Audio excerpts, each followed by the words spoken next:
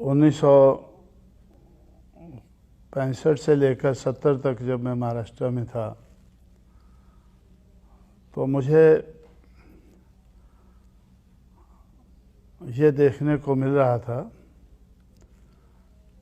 कि अंबेडकर की चलाई हुई मूवमेंट आहिस्ता आहिस्ता वो फेल होती नज़र आ रही थी। तो उसके फेल्योर के काफ़ी कारण मैंने ढूंढने की कोशिश की, तो मैं इस नतीजे पर पहुंचा कि जिस समाज की गैर राजनीतिक जड़ें मजबूत नहीं होती हैं उस समाज की राजनीति कामयाब नहीं हो सकती है। तो इसलिए मुझे ये दबे कुचले समाज की गैर राजनीतिक जड़ों को मजबूत करना चाहिए।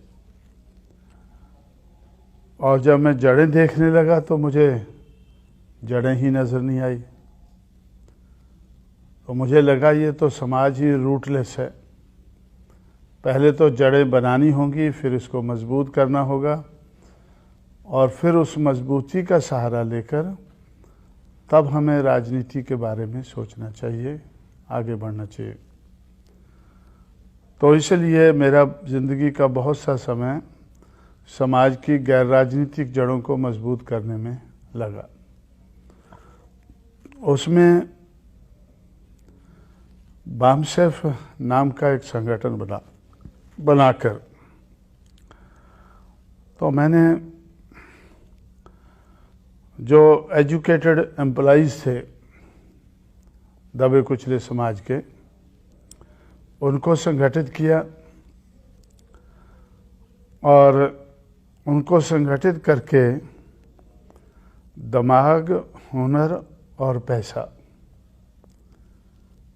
ये 3 किस्म की गैर राजनीतिक जड़ों को बनाया और मजबूत किया।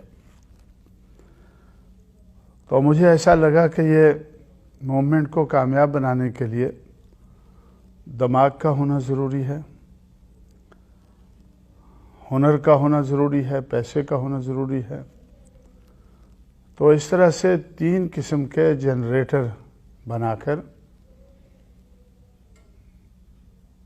तो मैंने बात को, मूवमेंट को आगे बढ़ाने की कोशिश की।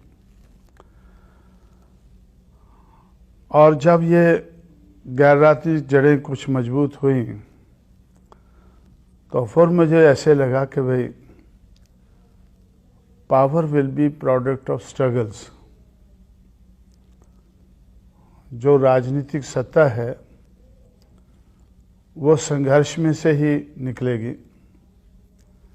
वैसे ही कोई हमें थाली में लेकर उसको नहीं परोसेगा देगा। तो इसलिए संघर्ष करने के लिए दलित शोषित समाज संघर्ष समिति, जिसको शॉर्ट में हम DS4 बोलते थे, इस नाम का संगठन हम लोगों ने बनाया और उसके माध्यम से पहला संघर्ष हमने शुरू किया देश भर में। कन्याकुमारी, कोहिमा, कारगिल, पुरी, पोरबंदर, ये हमारे देश के 5 कोने नज़र आते हैं। 100 साइकिल की रैली शुरू करके दिल्ली की तरफ हमने मार्च किया, एक प्रचार करते हुए। वो प्रचार किस चीज़ का था? Struggle for self respect and equality, समता और सम्मान के लिए संघर्ष। तो उससे एक वातावरण देश भर में बना, एक फिजा बनी, एक माहौल बना कि जिन लोगों को समता और सम्मान की ज़रूरत है उन लोगों को अपने पैरों पर खड़े होकर इसके लिए संघर्ष करना होगा और तब ही वो समता और सम्मान हासिल कर सकते हैं। तो ये रोल DS4 का रहा। उसके बाद हम लोगों ने बहुजन समाज पार्टी बनाई, ये सोच करके कि डेमोक्रेसी में मेजॉरिटी की ज़रूरत होती है। तो मेजॉरिटी तो दलित शोषित समाज की है। अब इसको राजनीति में परिवर्तित करने के लिए बहुजन समाज बनाना शुरू किया और बहुजन समाज की पार्टी बनाना शुरू की। और बहुजन समाज पार्टी बनाकर हम लोगों ने तो दिमाग, हुनर और पैसा के जो जनरेटर बनाए थे उनका इस्तेमाल करके संघर्ष करके राजनीति में आगे बढ़ना शुरू किया। तो बहुत देर तक लोग ऐसा सोचते थे कि इस किस्म के संगठन बनते हैं, थोड़ी देर चिल्लाने के बाद ख़त्म हो जाते हैं। लेकिन हमने पहले ही ये प्रिकॉशन लिया था कि ये whatever we have to attain, we must be able to sustain। जो हमें हासिल करना है उसको बनाए रखना है। तो इस किस्म का प्रबंध हम लोगों ने किया और मूवमेंट आगे बढ़ती गई। तो मूवमेंट, इसमें जो मूवमेंट बनाने में जो सोच है, विचार है या विचारधारा हम लोगों ने बनाई है, उसमें मुझे बहुत कुछ करना पड़ा है।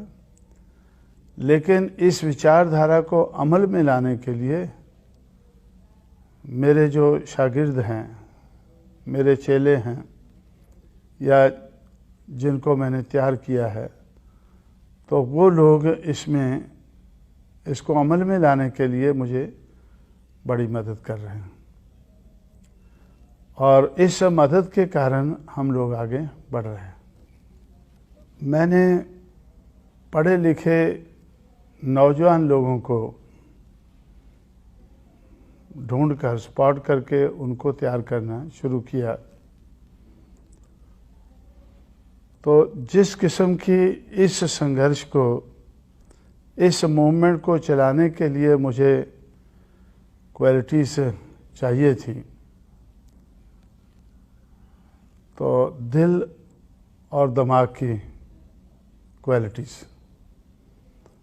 उनका दिल भी कहता हो कि हमें ये मूवमेंट को चलाना है, दिल के साथ चलाना है, और दिमाग भी हो उनका वो चलाने के लिए।